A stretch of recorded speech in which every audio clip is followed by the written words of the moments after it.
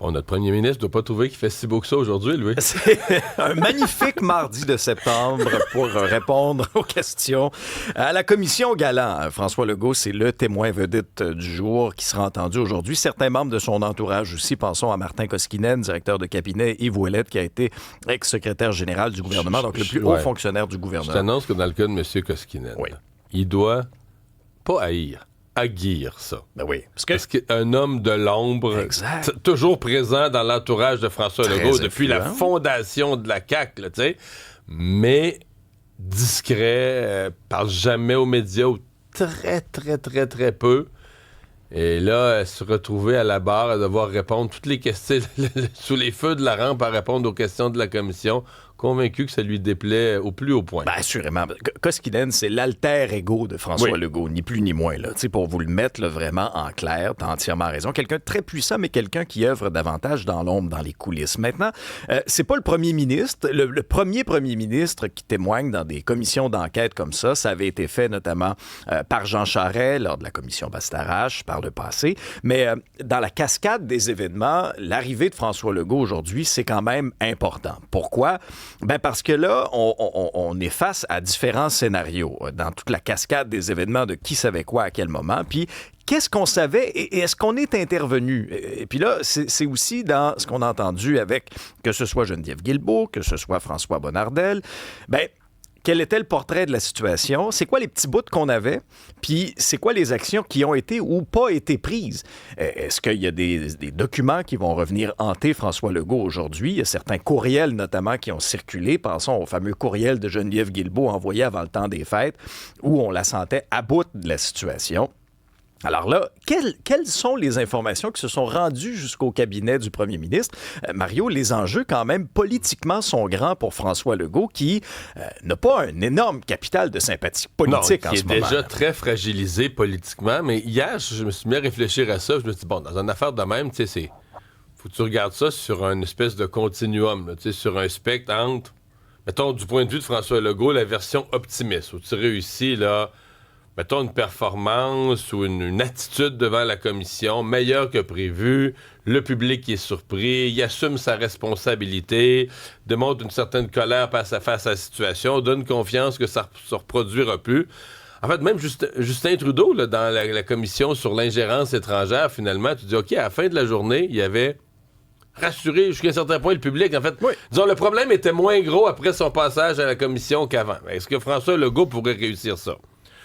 T'as le scénario, je dirais, le plus probable, au milieu du spectre, où, ben, il se passe pas grand-chose. Il est comme ses autres ministres. Il avait su des petits bouts, mais pas assez pour poser des questions. Puis là, on se dit, ouais, il aurait dû poser plus de questions. Mais en même temps, sa version des faits demeure un peu vraie, là, que la SAC leur avait jamais tout dit. Puis que là, fait que une espèce de scénario mitoyen où la situation est ni pire ni moins pire.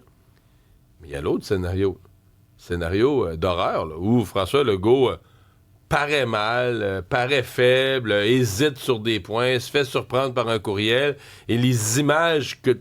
Parce que, tu sais, quasiment comme un débat des chefs, là, ce sont des moments... Aujourd'hui, là, tout le monde va suivre la politique, ou quasiment tout le monde. Alors qu'en général, les gens suivent ça de loin, mais là, c'est le genre de moment où tout le monde regarde. Alors là, s'il paraît faible, sort au bulletin de nouvelles, hésitant, affaibli, déjà que politiquement, à mon avis, il y a du plomb dans l'aile. Ça pourrait quasiment être un coup de grâce. Ça pourrait être un coup qui rende la côte, la pente, là, encore plus abrupte à remonter pour lui. Alors, oui, c'est une journée qui est déterminante. Déjà que le fait de témoigner cette semaine, ça a bousculé l'espèce de plan de relance. C'est ça, mais parce que c'était une séquence, là.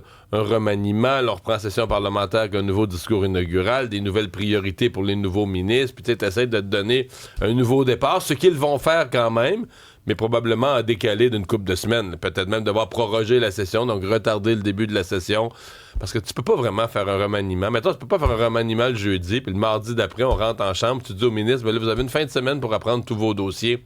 C'est pas réaliste, là. Dans les grands ministères, il y a trop, tu sais, ce qu'on appelle les cartables, les cahiers de brefage.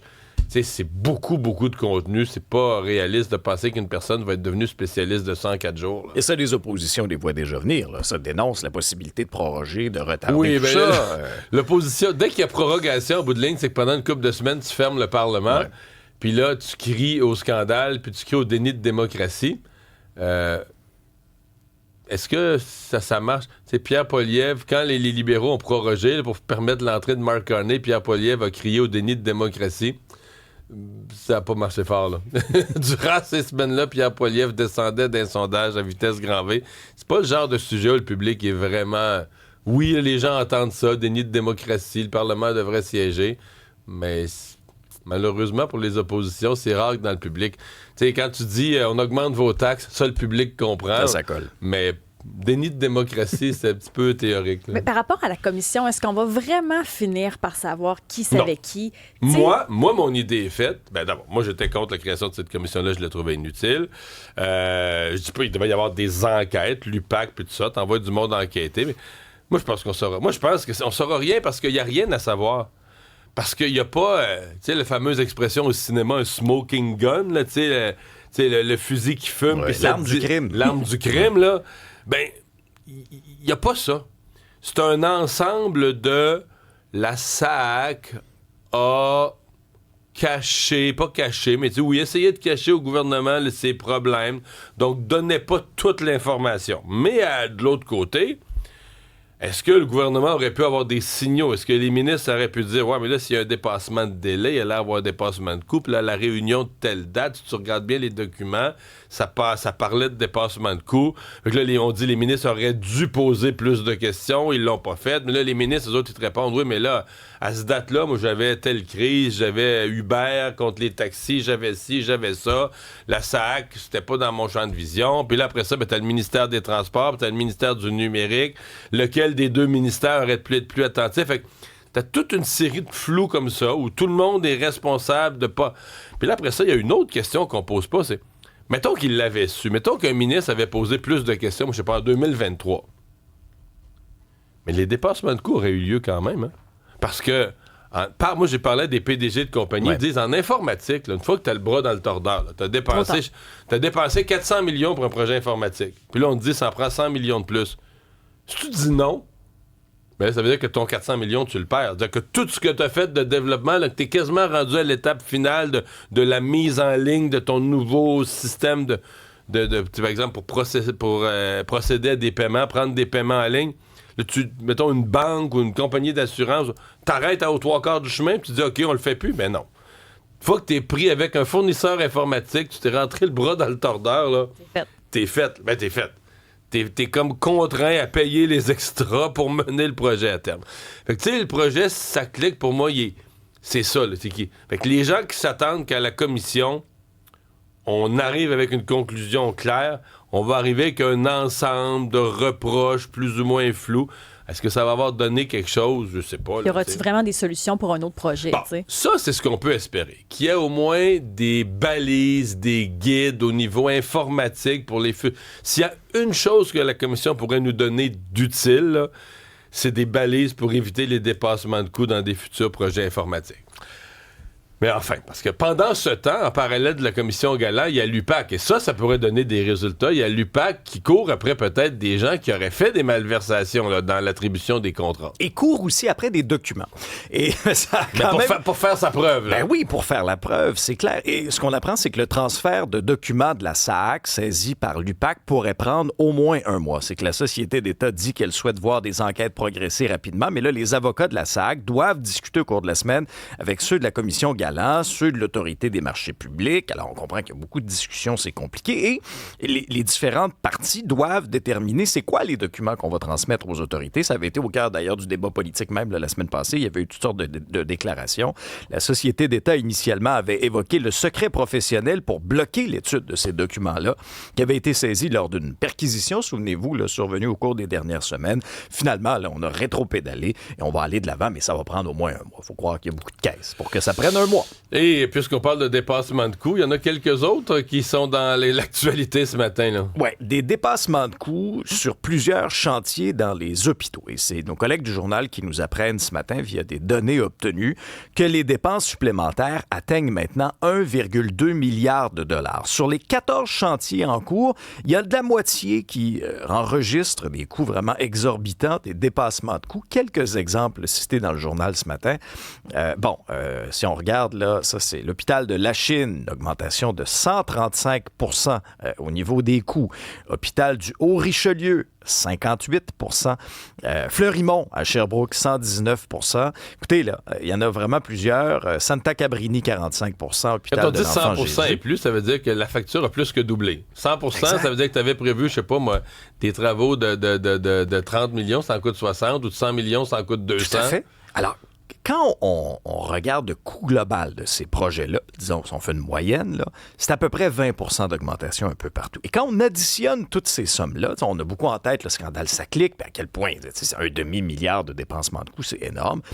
Bien, quand on additionne toutes ces sommes-là, la facture dépasse les dépassements de coûts associés au fiasco Saclic. Oui, mais... Vas-tu faire une commission? Une deuxième commission. Non, on va faire une commission pour chacun. Une commission Des d'enquête commissions. sur chacun des projets qui a dépassé. Mais c'est comme un peu la norme là, des dépassements de coûts. C'est triste à dire. Dans certains cas, c'est des dépassements de coûts parce qu'il y a des imprévus. Là, on défait les murs, on découvre des matériaux, des problèmes supplémentaires. Dans d'autres cas, il y a des dépassements de coûts parce que le projet initial était mal dessiné. Puis là, en cours de réalisation, on se dit « Ouais, mais là, on peut pas faire ça de même. Les salles de chirurgie peuvent pas être placées là. » Puis là, on change le projet en cours. Il y a toutes sortes de raisons pour des dépassements de coûts, mais au gouvernement... remarque, partout, là, tu parles à des entrepreneurs privés, ils vont te dire dans leur chantier, il y a aussi des dépassements de coûts, mais au gouvernement, c'est une épidémie. Et il y en aura probablement aussi au stade.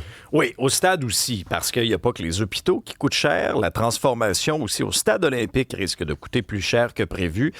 Et le problème, c'est au niveau de la décontamination de cette fameuse tour, là, le mât du stade.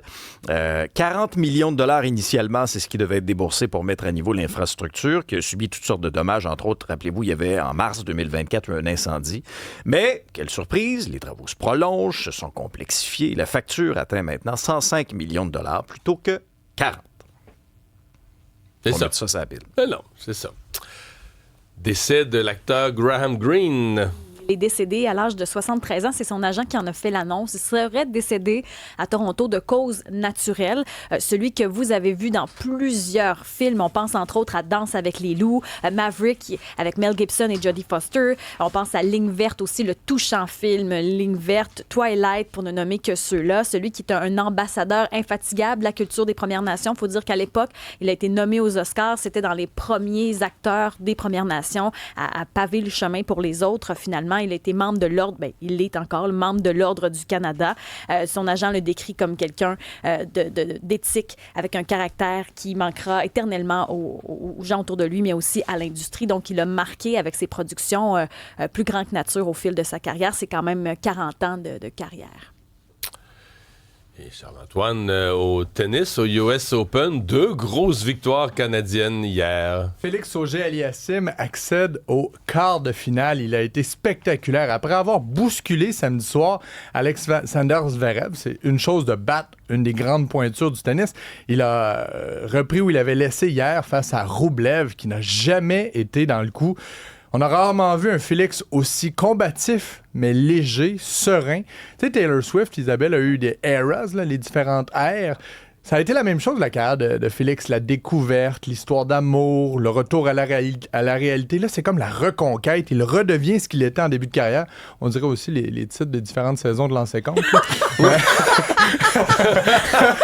Mais il y a comme une confiance dans les yeux en même temps, présentement. Là, il y a quelque chose dans le regard. Il est très, très focalisé, mais il semble serein. Ce qui n'était pas le cas dans les dernières années.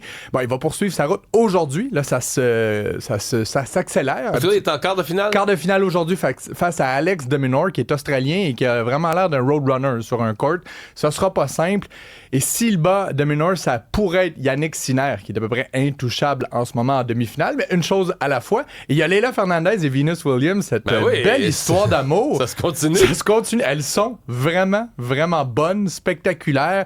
On gagne hier. Elles aussi accèdent au quart de finale. Et on leur a posé la question sur le court après le match. Comment ça va votre stratégie? On dit, on n'en a pas de stratégie. On se complète bien naturellement. On n'a pas besoin de discuter de X et de O. On joue, tout simplement. Et Venus Williams a demandé à sa sœur, Serena, qui les encourage, qui leur envoie des messages depuis le début du tournoi, d'être là pour le quart de finale.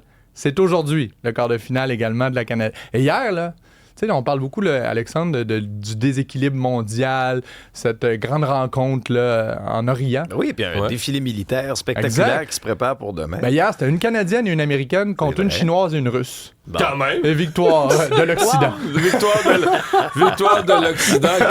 Quel résumé de l'actualité du jour.